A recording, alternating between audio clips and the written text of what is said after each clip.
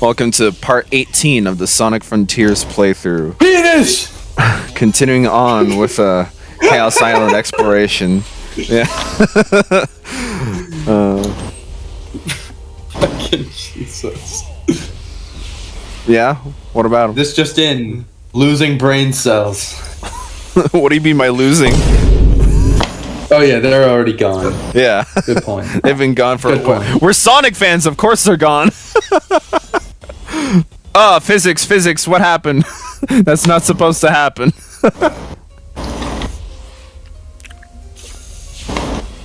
Also, with the updates that came out, they also like added a couple more physics sliders in the settings menu, right? Mm-hmm. Oh yeah, they did add more customization stuff in there. Yeah, I think one of them was a maintain your momentum while jumping. Okay. Yeah. Well, one of them is it's like you maintain your momentum when jumping, which of course everybody immediately because the default is set to like 100 or something like that or whatever. But like if you set it to 0, then it like keeps all of your momentum, and of course everybody did that.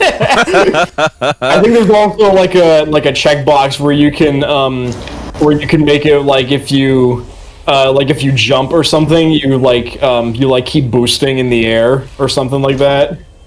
Oh yeah, something like that. Yeah.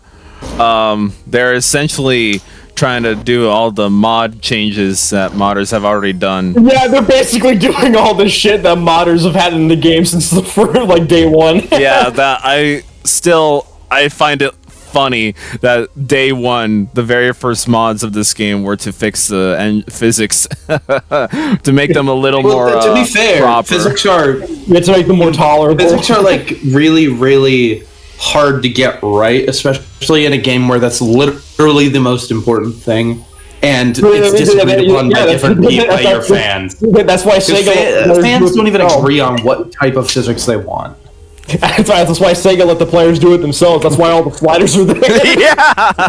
They said, "Fuck it, we can't figure this out. You do it yourselves." Yeah. Yeah, that's fair. That's fair.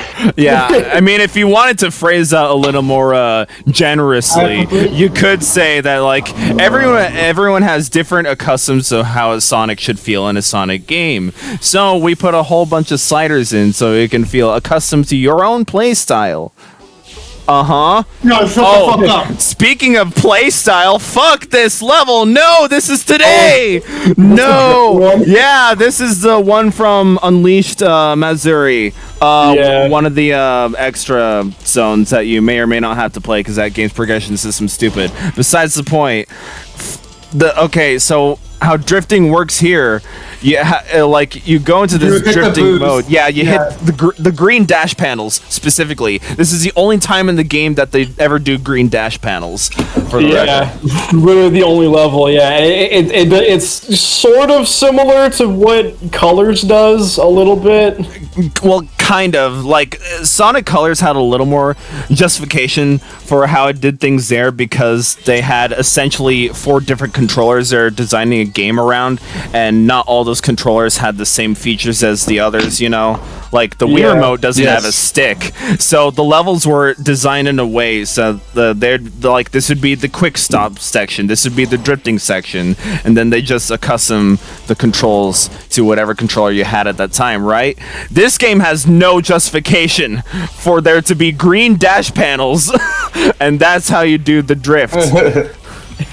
I'm gonna be honest. Every time I play this stage, I just jump over the panels and it just fucking. I just like run across the corners. I use the light speed dash on the Trails of Rings. That's what I do too, but I just showed it off legitimately there. So you know, you can see how awful they are. They are. Yeah, awful. It sucks a lot. Yeah, it's very easy to like get a little too much, like for it to slide a little too much, and you just drift off the edge. Yeah, this is where I'm like.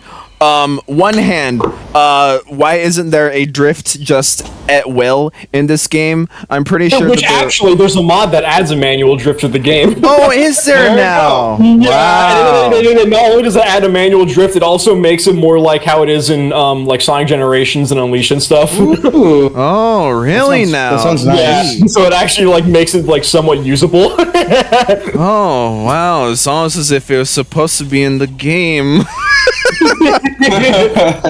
Well, that's like, on one hand, I don't understand why Sonic just doesn't have a drift at will in the overworld gameplay here. And two, if they didn't plan a drift at all for the overworld gameplay or anywhere, why the fuck did they choose the Missouri level where drifting is the key to win?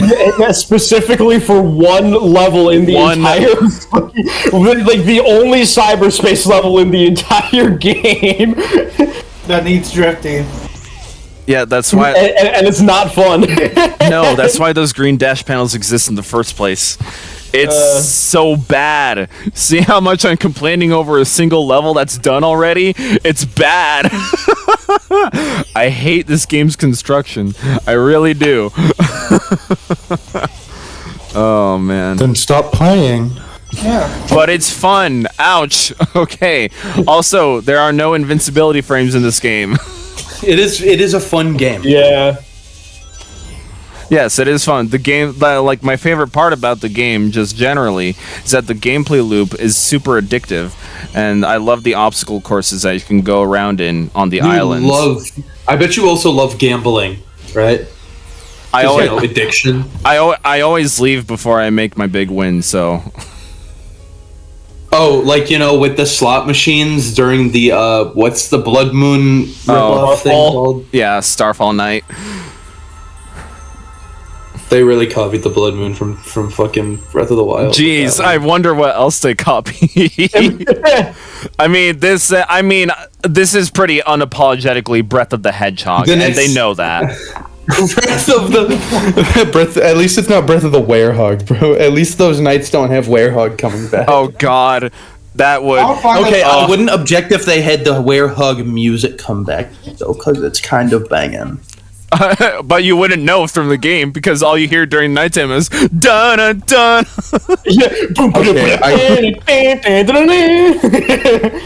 All you hear the whole night is fucking slot machine noises. I take that over the fucking Werehog theme. That is the worst piece of music from that game. I'm sorry. Yeah, no, the Werehog theme sucks, but like the Werehog theme is terrible.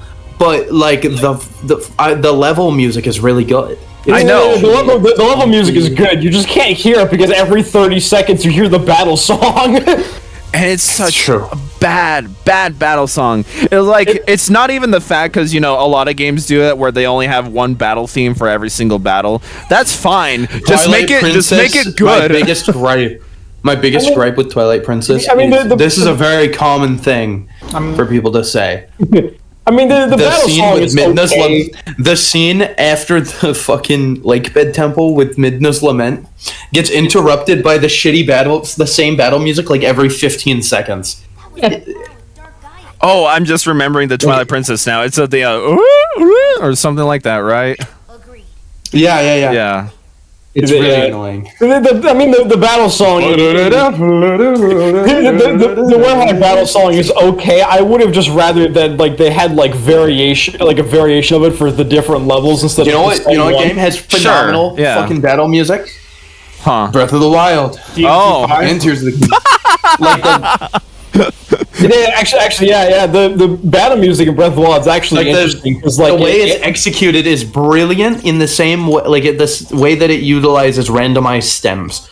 Because it has a bass song that plays, but it also adds little bits of extra instruments depending on your how you're attacking your enemies. Yeah, and there's stingers, stuff like that. Yeah, Scruffy is a YouTuber I'm addicted to. Absolutely. His Tears of the Kingdom video is also really good. That just came out a couple months ago. He does really good videos talking about the sound design and music of video games and stuff. Yeah, including Sonic. He made a really good video talking about Sonic and rhythm. It was really interesting. And how the Werehog theme has none of that. Yeah, I don't think he talks a lot about the classic games. Oh, sure. Yeah, the classic OSTs are phenomenal. Yeah, Sonic the Hedgehog 3 and Knuckles soundtrack. Oh, so is good. Like so good. One of the best. It's one thing I've always liked Sonic more than Mario. I've always liked Sonic's music a lot more than Mario's in literally every generation. Because music is one of the few things that Sonic is actually able to get wrong in his games. Right. Yeah. Or that he gets. Do you mean gets right? Yeah, you said it the wrong way, Josh. Yeah. Well, it's also like one of the few things he gets right? You said wrong. You said one of the few things he gets wrong. We know what you meant, but besides the point. But I know what you meant, but you're a little silly. I'm saying You're Sonic being a little is silly. We get what you're saying, but you're a little silly, a little goofy, we might say. I mean, like, Sonic and Mario have completely different directions, so I'm not sure if it's really a fair comparison. I've always liked Sonic more as a platformer, as like a 2D platformer. But Mario works way better in 3D in most generations. Especially anything past like fucking Adventure in 2, in my fucking opinion. Sonic Boom. Sonic Boom, Rise of Lyric is awful. I fucking hate it. You just gave me back pains from that. Good. You deserve it. Happy 10-year anniversary. Saying I don't like it. It's been 10 years. Well, next year, 10 years. It's been 10 years since Lost World, though. Yeah, it has. Yeah. Oh god, I remember wanting to play that when it came out. I'm glad I didn't. I never played Lost World. It's alright. It's not the end I didn't of the have a world. Wii U. Well, no one does. You played the DS version, the 3DS version. Oh, the 3DS version's god-awful. I like it. Well, these guys are wrong. I really like the DS version of Sonic Colors a lot. Yeah, that one's good. Not as much as the Wii version, but it's interesting how they're both different, but offer like it's not like the DS version is just a fucking tuned back thing. It's just different. Yeah. Yeah, I mean, I've seen the video of it. We did a Sonic Colors playthrough of both versions, and a Lost World playthrough of both versions. I'd still agree. Like, whenever Sonic games had their like handheld versions, or in Unleashed case the Wii version, like they have enough ground to stand on their own legs and be their own separate things. But the quality does mileage depending on which game, because I really do not like Lost World's 3DS like design mentality. Well, I think you're fucking wrong. Yeah, and you're also wrong. Poo head. I really do not think their design mentality in that game was good at all. But yeah, no. Let's see. Colors DS. Yeah, that one has like it has its own flavor to like set it apart, because it has a whole bunch of optional missions and a secret final boss actually. So that's neat too. Generations 3DS could have been better, but it did have its like zones that the console game didn't have. So that's really neat. Water Palace from Rush. There are no Rush levels in console generation. Big Time Rush? Big Time Rush? Whoa, I mean, no, it's not fun. It's kind of not funny. Huh? Carlos? It's kind of fitting that the DS one would have the Rush game since it was on the handheld. Yeah, but like you would also think like if the game were a little more than just a cash grab and a 3DS launch title, it would have had more of Sonic's handheld history, like Advance and the Game Gear games, because the Game Gear games barely have any level design at all. Still more than Forces, but I say, but like I say it probably should have more advanced. Game Gear, nobody knows about the fucking Game Gear. At that time, at least, maybe. At the time. I would have liked it, though, for the record, just so it can be like a handheld history. But it is most likely nobody, especially at the time, knew about it. Yeah, that's also fair. So it was a very minor possibility that was gonna happen like that. They also did that weird thing. A lot of Sonic games did this, especially the Rush series, where they have to restrict themselves to 7 zones, 1 for each emerald, and it's a little silly. Yeah, I really do not like in some Sonic games that a certain emerald is locked behind a certain level. I really don't. I hate that they did that in Heroes. It's also on top of the fact those special stages just suck ass. Yeah, that's true. Yeah, in Heroes, the Chaos Emeralds are handled so poorly.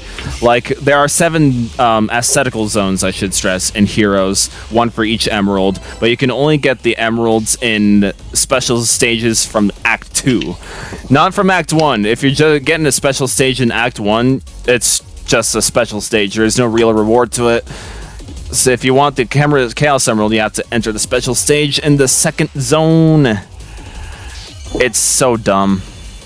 I've never finished that game legitimately. I've never done the Metal Sonic fight in that game, actually. In Heroes? In Heroes, yeah. I've never done it because the special stages are so garbage. I loved that game as a kid. How did you even play it? No, I'm kidding. I borrowed it, as I did with most of my games as a kid. I borrowed it from my friend. Stole it.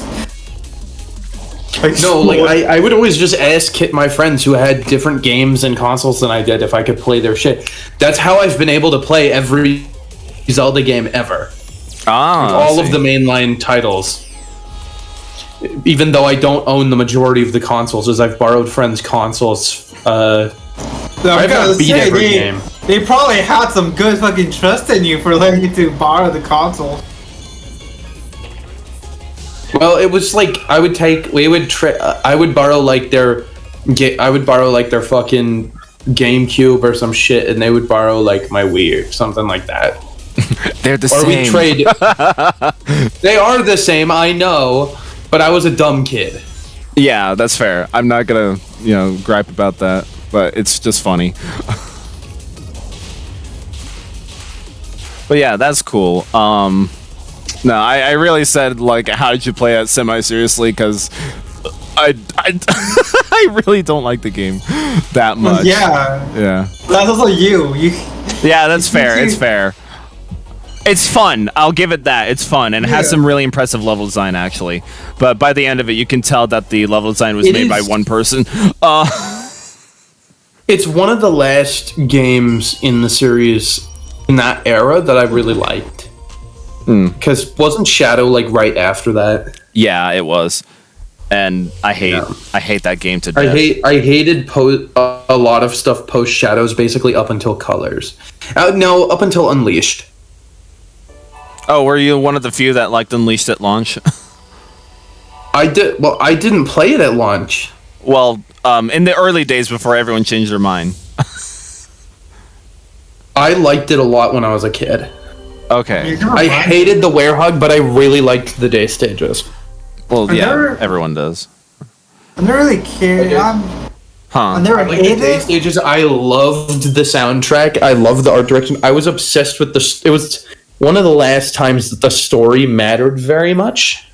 And it doesn't that much, but it's like more so than what Colors the Colors story was terrible. It was like a contrivance. Well, yeah, kind of. Like Colors' story was definitely designed for kids. The Unleashed plot, it's a Zelda plot. The Unleashed plot's a Zelda plot, or like I think that's part of why I like it more. Is it feels like a linear Zelda, and I love pretty much every mainstream 3D linear Zelda story. So, except Skyward Sword. Sorry. I don't even hate Skyward Sword story. I just think that the gameplay isn't as great as the rest. Yeah, that's fair. Skyward Sword is not like a bad game at all, in my opinion. It's flawed. Yeah. It's heavily flawed. I agree with that. Yeah, I agree. It's the dungeons are legitimately good. Everything else about it, it has some of the better dungeon design. It does. Yeah, it really does. and I'll give Twilight Princess is still my favorite set of dungeons in the series, and that's I'm just obsessed with Twilight Princess's dungeons. But I also like dungeons that torture me a little bit more. To a certain extent. Someone clip that. Yeah. Someone clip that. Someone clip that. I like the water temple. I like the water temple in Ocarina. Nobody likes the water temple but me. Sorry. That was just way too good. I needed someone to clip that. Hey Ethan, do you like the water temple? No. Or are you a cuck?